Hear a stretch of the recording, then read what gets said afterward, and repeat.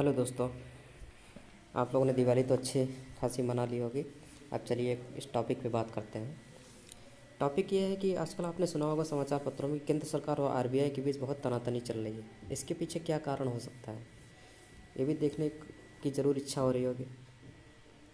तो चलिए शुरू करते हैं। तो इसके पीछे जो कारण है उसकी शुरुआत कैसे होती है। शुरुआत ऐसे होती है कि हालांकि ये शुरुआत क्या है, ये तो बहुत पहले से ही हर गवर्नमेंट में ऐसा देखा जा रहा है कि सरकार और आरबीआई के बीच कुछ ना कुछ टकराव रहता ही है। कारण उसका वही है, आरबीआई को जो अधिकार दिए गए हैं, वो अधिकार जो दिए गए हैं अगर उनकी वो कठोरता से उसे अपनाता है, जैसे कि मान लीजिए विदेशी मुद्रा का नियमन है, विदेशी मुद्रा विदेशी बाज़ार जो है उसका अच्छे से परिचालन हो सके तो मुद्रा का नियमन हो गया, या फिर गैर बैंकिंग वित्तीय कंपनियों की निगरानी हो गई। ये जो बैंकिंग वित्तीय प्रणाली है उसको उसके लिए मापदंड निर्धारित करना हो गया, या फिर बैंकों के लाइसेंस से संबंधित हो, लाइसेंस देने से संबंधित हो, या बैंकों की निगरानी से संबंधित किसी भी टाइप का और भी है, जैसे कि मौद्रिक नीति तैयार करना है, उसे लागू करना है, निगरानी करना है, ये सब साख नियंत्रण करना है, क्रेडिट का नियंत्रण करना है। विदेशी मुद्रा भंडार का संरक्षक के रूप में भी कार्य करता है। जितना विदेशी मुद्रा भंडार है उसका बैलेंस ऑफ पेमेंट के हिसाब से वो बैलेंसिंग का कार्य यही करता है।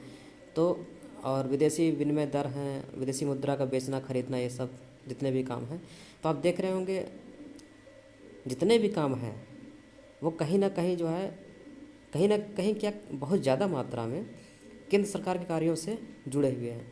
तो इन लोग का कार्य बांटा तो गया अलग अलग, लेकिन एक दूसरे के कम्प्लीमेंट्री यानी पूरक के रूप में है।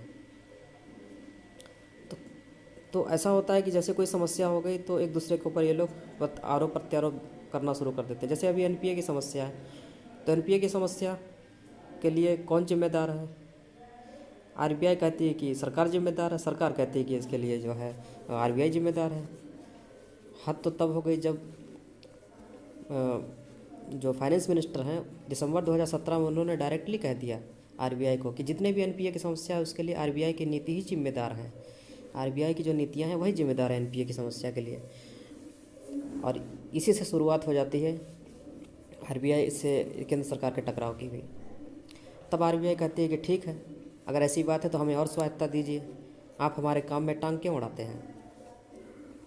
और उसी का नतीजा क्या हुआ, ये विवाद और भी तीव्र तेज हो गया जब 12 फरवरी 2018 को आरबीआई ने एक सर्कुलर जारी किया। उसमें उसने कहा कि जो विद्युत उत्पादक जो कंपनियां हैं जिनके लोन डिफ़ाल्टर घोषित हो गए हैं उनको रीस्ट्रक्चरिंग जो स्कीम है उसका फ़ायदा नहीं मिलने वाला। तो होता क्या है, ये जो कंपनियां हैं विद्युत उत्पादक जो डिफ़ाल्टर कंपनियां हैं जिनके लोन घोषित हो गए हैं डिफ़ाल्टर, ये जाती हैं इलाहाबाद उच्च न्यायालय में और आरबीआई के जो सर्कुलर है 12 फरवरी का उसको चैलेंज करती है वहाँ पर। तो फिर क्या होता है, इलाहाबाद उच्च न्यायालय केंद्र सरकार से आग्रह करती है कि आप आरबीआई एक्ट 1934 की धारा 7 के तहत आरबीआई को निर्देश दीजिए और ये जो समस्या है विद्युत उत्पादक कंपनियों से संबंधित, इसका कोई समाधान इसके तहत ढूंढने के लिए आरबीआई से कहिए। अब क्या होता है कि केंद्र सरकार ऐसा ही निर्देश 1934 की जो आरबीआई एक्ट 1934 की धारा 7 के तहत ऐसा निर्देश आरबीआई को दे देती है। इसमें वो कुछ बातें रखती है, कहती है आरबीआई से इस दिशा निर्देशों के तहत कि आप लघु उद्योग में पैसे की काफ़ी कमी है, इसलिए आप जो सार्वजनिक बैंक हैं उनमें पैसे को बनाए रखिए, उसमें पैसे को बढ़ाइए ताकि सार्वजनिक जो सार्वजनिक उद्योग हैं उनमें पैसे की मात्रा बढ़ सके। और पैसे की मात्रा उनमें बढ़ेगी तो लघु उद्योग जो है, लघु उद्योगों में निवेश होगा, लघु उद्योग जो है अर्थव्यवस्था को पटरी पर लाने की कोशिश करेंगे, क्योंकि लघु उद्योग में इसमें बहुत ज़्यादा मात्रा में पैसे की कमी मानी जा रही है और इससे जो है अर्थव्यवस्था भी सुस्त पड़ी हुई है।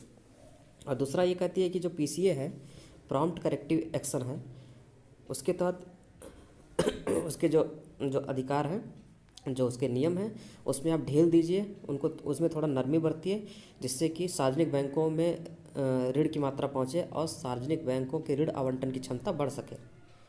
और एक और बात वो कहती है, कि जो डिफ़ाल्टर लोन हैं उन डिफ़ाल्टर लोन जो विद्युत उत्पादक कंपनियां हैं उनके जो डिफ़ाल्टर लोन हैं उनको आप रीस्ट्रक्चर्ड जो स्कीम है उसके में जो डिफ़ाल्टर जो रूल हैं तो उसमें आप नरमी बरतिए और इन डिफ़ाल्टर जो लोन हैं इनको आप रीस्ट्रक्चर्ड स्कीम के तहत कंसिडर कीजिए, ताकि इन डिफ़ाल्टर जो लोन वाली कंपनियां हैं उनको भी रीस्ट्रक्चर्ड स्कीम का फ़ायदा मिल सके, मतलब उनके पास कुछ पैसा आ सके डिफ़ाल्टर कंपनियों के पास, विद्युत उत्पादक डिफ़ाल्टर कंपनियों के पास।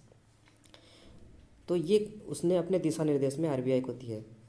इसके अलावा तो ये तो हो गया, इसके अलावा और भी जो दोनों के बीच जो एक और टकराव का एक जो कारण था रहा है वो ये रहा है कि सरकार शुरू से ही चाहती रही है कि आरबीआई से कि आरबीआई अपनी ब्याज दर में कमी करते रहे, ताकि मार्केट में मनी की सप्लाई बढ़ सके और जो उद्योग हैं, लघु उद्योग हैं या फिर एमएसएमई सेक्टर है, हर जगह वहाँ पर जो उनको पैसा मिल सके और उससे अर्थव्यवस्था में निवेश बढ़ेगा और अर्थव्यवस्था मजबूत होगी।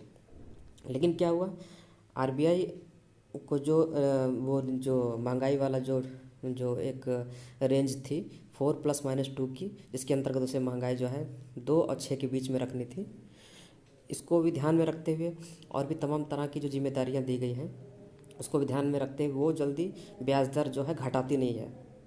तमाम कारण है जिसके कारण वो घटाती नहीं है।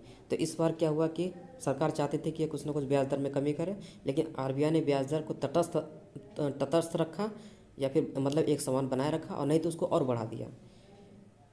इसीलिए सरकार और भी इससे आरबीआई से नाराज़ है इस समय,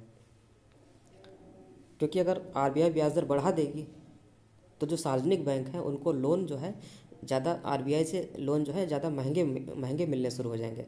महंगे लोन तो सार्वजनिक बैंक लेंगे नहीं, और सार्वजनिक बैंक जब आरबीआई से लोन नहीं लेंगे तो इनके पास पैसे की कमी रहेगी, पैसे की कमी रहेगी तो ये फिर जो जो छोटे छोटे उद्योग हैं, जो भी छोटी छोटी कंपनियां हैं, वो इस सार्वजनिक बैंक से लोन जो है नहीं ले पाएंगे। क्यों? क्योंकि सार्वजनिक बैंक के पास पैसे की कमी है और वो इस वजह से अपनी जो उनकी लोन देने की जो दर है, ब्याज दर है, वो बढ़ाए रखेगी, ऊंची रखेगी। तो लघु उद्योग जैसे जो संस्थाएं हैं वो इनसे सार्वजनिक बैंकों से लोन नहीं ले पाएंगे। अल्टीमेटली क्या होगा, पैसे की कमी की वजह से ये लघु उद्योग और भी समस्या में फंसे रहेंगे और अर्थव्यवस्था सुस्त होती जाएगी। इसीलिए सरकार भी चाहती थी कि ये ब्याज दर में कुछ कमी कर दे, आरबीआई ब्याज दर में कुछ कमी कर दे, लेकिन ऐसा कुछ हुआ नहीं। तो ये कारण रहा है। अब बात आती है कि स्वतंत्र भारत में पहली बार 1934 की जो धारा 7 का प्रयोग, आरबीआई एक्ट है उसकी धारा का प्रयोग क्यों किया गया? तो मेरे हिसाब से ये शायद इसलिए होगा क्योंकि अभी चुनाव आने वाले हैं और चुनाव की वजह से सरकार चाहती थी कि सुस्ती कुछ ख़त्म हो सके और ये जो अभी जितना भी उसका कुछ फ़ायदा उसे मिल सके और सरकार को लोग जो है समझे कि हाँ सरकार बढ़िया काम कर रही है अर्थव्यवस्था को पटरी पे लाने के लिए। तो ज़्यादा दबाव डालने के लिए शायद इसने पहली बार जो है 1934 की धारा 7 का प्रयोग किया है दिशा निर्देश जारी करने के लिए सरकार ने। ये बात हो गई। तो यही सब बातें हैं। अब आते हैं प्रीलिम्स के पॉइंट ऑफ व्यू के हिसाब से कुछ क्वेश्चन। तो पहला क्वेश्चन यही है कि जो कि यूपीएससी में मेरे ख्याल से 100% आने वाला है। इसमें यही पूछेगा कि जो आरबीआई एक्ट 1934 की धारा 7 का प्रयोग स्वतंत्र भारत में यानी 1947 के बाद पहली बार किया गया है कि नहीं, ये तो पहले पूछेगा ही। मुझे तो लगता है बहुत इंपॉर्टेंट है, तो ध्यान रखिएगा कि पहली बार प्रयोग किया गया है। 1947 के पहले एक दो बार किया गया है, लेकिन उससे कोई मतलब नहीं है। हमें ध्यान रखना है कि हाँ स्वतंत्रता के बाद पहली बार किया गया। और कुछ पॉइंट और हैं जैसे आरबीआई के बारे में जानने के लिए, तो देख लेते हैं प्रीलिम्स पॉइंट ऑफ व्यू के हिसाब से, चाहे यूपीएससी हो, चाहे यूपीपीएससी हो, चाहे बीपीएससी हो, किसी के लिए भी। तो आरबीआई की जो स्थापना होती है वो हिल्टन यंग समिति की सिफारिश पर 1926 में होती है। 1926 में गठित हिल्टन यंग समिति की सिफारिश पर होती है। और इसके बाद मेन पॉइंट ये है कि इसका हेड क्वार्टर शुरू में 1926 में कोलकाता था और 1937 में आरबीआई की स्थापना होती है। ये मत सोचिएगा 1926 में हिल्टन यंग समिति की गठित की गई थी। हिल्टन यंग समिति इसी की सिफारिश पे 1937 में इसकी स्थापना होती है। इसके पहले 1926 से लेकर 1937 में यह ब्रिटिश सरकार के निजी बैंक की तरह कार्य करता था, और ताकि विदेशी जो मुद्रा है उसका अच्छी तरीके से विनिमय हो सके, उसमें सरलता सुविधाजनक विनिमय हो सके, इसलिए इसकी स्थापना ब्रिटिश सरकार ने उस समय की थी। तो हेडक्वार्टर इसका 1926 में कोलकाता था, 1937 में इसका मुंबई बना दिया गया, 1949 में यानी स्वतंत्रता के बाद इसका राष्ट्रीयकरण कर दिया गया 1949 में। अब इसके कामकाज को देखते हैं। इसके निदेशक बोर्ड में कितने लोग शामिल होते हैं? इसमें एक गवर्नर होता है और अधिकतम 4 डिप्टी गवर्नर होते हैं, 12 निदेशक होते हैं और 2 सरकारी अधिकारी होते हैं जो कि केंद्र सरकार द्वारा नियुक्त होते हैं, और 4 स्थानीय बोर्ड के निदेशक होते हैं। ये स्थानीय बोर्ड जो है मुंबई, दिल्ली, चेन्नई और कोलकाता में है, और ये बोर्ड जो है 4 साल के लिए गठित होता है।